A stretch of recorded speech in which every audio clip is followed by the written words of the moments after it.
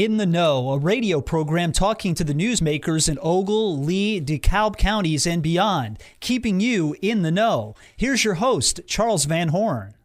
Good morning and welcome to another edition of In the Know. On this Sunday, the kickoff of a special week for farmers and, of course, getting ready for harvest. It is Farm Safety Week as well. And joining us, Illinois Farm Bureau President Brian Duncan. Good morning. Hey, good morning. How are you? Doing great. Now, we've all seen it. Things are turning golden out there. The seed corn is well underway to being picked, if you've seen those plots. And field corn is dented. Beans are losing leaves. Where do we stand right now in northern Illinois in regards to not only crop condition, but potential yield? You know, that is literally the million-dollar question. I feel pretty good about the crops in northern Illinois. We've had some late-season rains that other parts of the states haven't benefited by. It looks like the crop made maturity before the disease got to it. It is always a little bit of a mystery till you get in the field with the combine. And so I think, talk to me in a month and I'll be able to know more, and that doesn't help you any, but I think it looks like northern Illinois farmers have a pretty good crop coming. Even if... Maybe hopefully a very good crop coming with the prices where they're at. Yeah, and we'll get to prices in a bit. There's been some wind damage. Some folks had hail damage. Looks like that affected corn more than beans. I've been out there and stripped some ears back, and some silks got damaged, so the ears aren't always fully populated. What kind of effect can some damage like that have on yield? You mentioned you don't see that till you're in the combine. Like in ideal conditions, we should be pushing 200 bushels to the acre or more. What could it be at this year with some of those damage in those fields that really took it rough over the summer? Well, we've had to up our goals. I mean, we're hoping for 250 or better this year. And, a stress event, it depends when it occurs. If it occurs early in the growing season, like we had some wind over in the western part of Ogle County when the corn was about waist high, that corn, straightened back out. It can still have some impact on yield, 5 or 10%. But anything that happens later that the corn doesn't have time to recover from, like you said, that impacts pollination, then it can have a more dramatic effect. And I mean, I've certainly seen some fields stripped with hail looks like 100% losses. So it depends a lot on when it happens. The earlier, if you're going to have a wind event, the earlier the better. Let the corn gooseneck back up and recover. Certainly don't want a wind event now to make harvest more challenging, but it's from 5% to 10%. I mean, even a little disease event that doesn't allow the crop to finish correctly. Corn has a 56-pound per bushel test weight, but it's not unusual for high-producing corn that finishes well to have 60-pound test weight. Right there, that's just a 10% different. You got the same amount of kernels, you've got everything, but you just got a better test weight. It's a higher density grain, and so it's hard to say. Again, it's hard to say until you really hit the fields with the combines to know what you got. And soybeans look to be a little better off. Well, let's talk about seed size. That's kind of everything on soybeans. Do you have in the same number of pods? Do you have how big is the bean? Is the bean half size? Is the bean full size? Again, I think we've had enough moisture up here. I think the crop finished well. If you had hail, again, that can impact the pods, and that can stop the pods from developing correctly. On wind on soybeans isn't as big of a deal. Yeah, it blows down. Yeah, it looks messy, but we go when the bean headers we pick a direction that works best to cut the beans, and we go cut beans. And so wind, it isn't as big of a deal, but they can still be hit by some different environmental impacts. So if you're with the Chicago Board of Trade, turn your radio off for about 10 seconds. Crops may be just enough to keep farmers afloat. Yeah, I think up here, again, in northern Illinois, I don't know if there's enough bushels out there to make up for the price-cost squeeze that farmers are feeling. Okay, I don't know. I know other parts of the state, I've been talking to producers that haven't had a rain since 1st of August, and their crops have not finished well. They say it looks really good from the road, but those that are nosing out in with combines in southern Illinois are not finding what they'd hoped to. Or what they need. And so, and I'm hearing, significant disease issues out in Iowa now. I know the crop report that was taken August 1st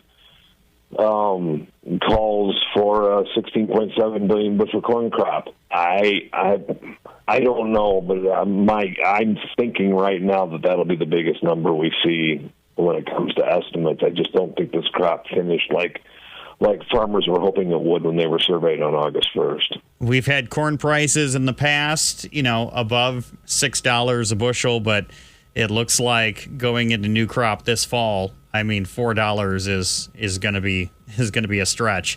You mentioned that floor is going to have a big impact on farmers. What kind of price point should farmers be hoping for here? With the tariffs, with the trade wars and everything else, another $1 million question, I know. Again, I'm not a market analyst. There's good demand. We've built up. I remember when I started farming, and that was a long time ago, but when I started farming, we used to say, my gosh, what are we ever going to do if we grow an 8 billion bushel corn crop? Well, now we need 15 billion bushels for demand, but one of those key demand legs is exports. And as we know right now, that export situation is very fluid, very cloudy. What does that look like? But we have done a great job building out the biofuels industry, and there's great potential with next generation biofuels, and some of those are here now, and some of those are in the development process. The infrastructure's got to be built to crush the soybeans and to turn the corn into sustainable aviation fuel, things like that. But how do we get from here to there, I think, is the real question. But again, I think the market is gonna be waiting to hear, and we're gonna be looking at mass surveys when they actually start harvesting plots, when we start seeing something other than phone surveys and aerial imagery, and get a little better handle on what this crop is. But I think the export question really looms large over this market, and that's a very significant market for Illinois producers, for all producers of all commodities, and the uncertainty there is we're hoping for some certainty and for some increased volumes from the disruption that we've seen occur. That is for sure. And when we're talking about exports, obviously the major player is China. China doing more and more business with South America, and farmers are feeling that in the wallet. Yeah, I just was reading an article that their sorghum, we don't grow sorghum here, but China's sourcing, there was this good sorghum market, and that's going to Brazil now. It is a complicated relationship with China, to say the least.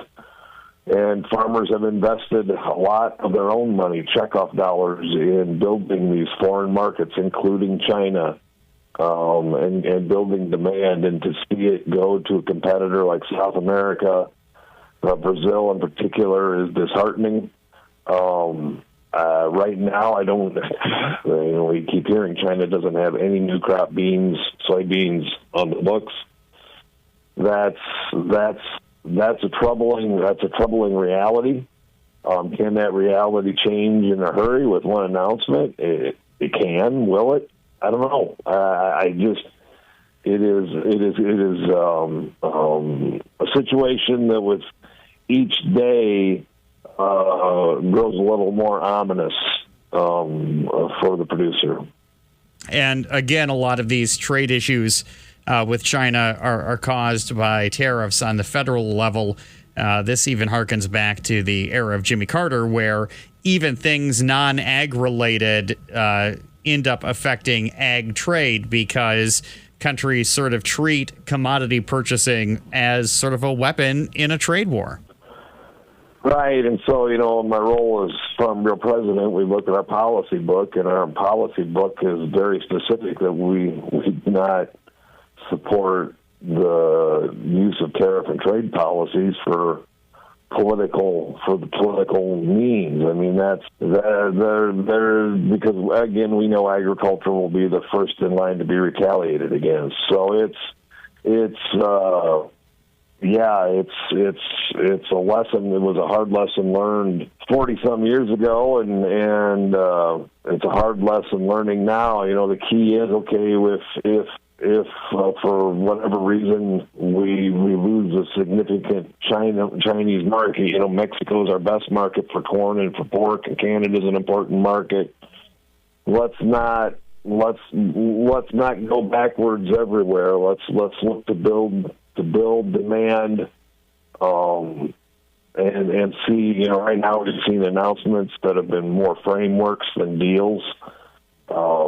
Let's see some deals that mean real volumes of our commodities or of ethanol that head overseas. 97% of our customers live outside these borders, and this calls for, I think, a thoughtful approach to this whole issue of trade that results in significant wins for agriculture. Is certainly what we're hoping for. Illinois Farm Bureau President Brian Duncan with us. Of course, you're also a farmer in the area. Is the combine rolled out of the shed with the side panels up? You got the grease gun out? Yeah, the team's been doing a really good job getting ready. I'm kind of eyeing starting in about 10 days, letting the corn dry a little bit. We've been working on getting the combine serviced up, and things are started. We're starting to act like we're ready to go around here. I'm not sure I've got any corn that's below 30% moisture yet. I think we're going to give it another week to try to get it down into the mid-20s, some of the first planted early hybrids, and then I think we'll get started. I think beans will come shortly after that. It's this week. The temperatures are certainly going to push things along. I think you'll see a lot.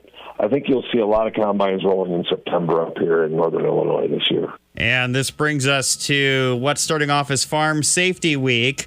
Farmers all across the country try to be as safe as possible, but every year we hear of these terrible tragedies involving all sorts of facets of farming. It's inherently dangerous. All the different equipment, machines, and with the aging population, you have a lot of farmers doing things that they used to do in their 20s and 30s that they shouldn't be doing now in their 60s and 70s. What are some of the big things that you want to encourage either the public when they encounter farm machinery on the roadway, or farmers themselves who may need a little nudge or a reminder about how to be safe and make it safely through harvest? Yeah, so, again, you hear of sad things. We had one of the members of our Farm Bureau family, one of our crop watchers, Tom Ritter, from Blue Mound, died in a grain bin accident here a couple of weeks ago, emptying a bin, and he'd done it every year for probably 40 years. So I think the message, first of all, to farmers is fall is a marathon. And no one's going to remember what day you got done if it was the 2nd of November or the 8th of November. I know once we get started, we sure want to get moving, but let's keep some perspective to this marathon that is harvest up here. The second, don't take anything for granted.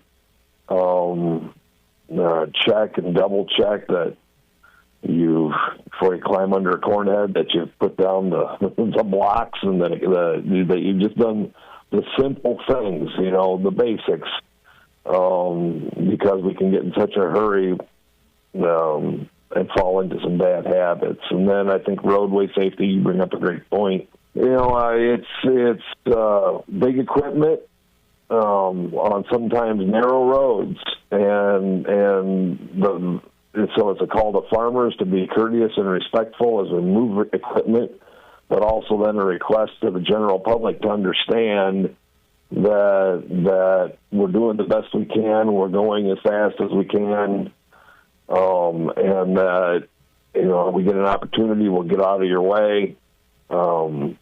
But there's just going to be a lot of truck and tractor traffic coming up here for the next couple months, and especially on these rural roads. I really worry about it at night. I've seen how some people drive on some of these rural blacktop roads, and you crest a hill, and all of a sudden there's a combine there, and you're doing 65 miles an hour, and the combine's doing 18. It's not a good situation. So I just hope people, as they drive, recognize the season, and it can be any time of day you can encounter some farm equipment on the roadways. Illinois Farm Bureau President Brian Duncan, kicking off Farm Safety Week. Thank you so much for joining us this morning. Thank you for having me, and I hope everybody has a great harvest and a wonderful fall. Thank you for listening to this week's In the Know. The program returns next week at this time with another great conversation with someone from your community.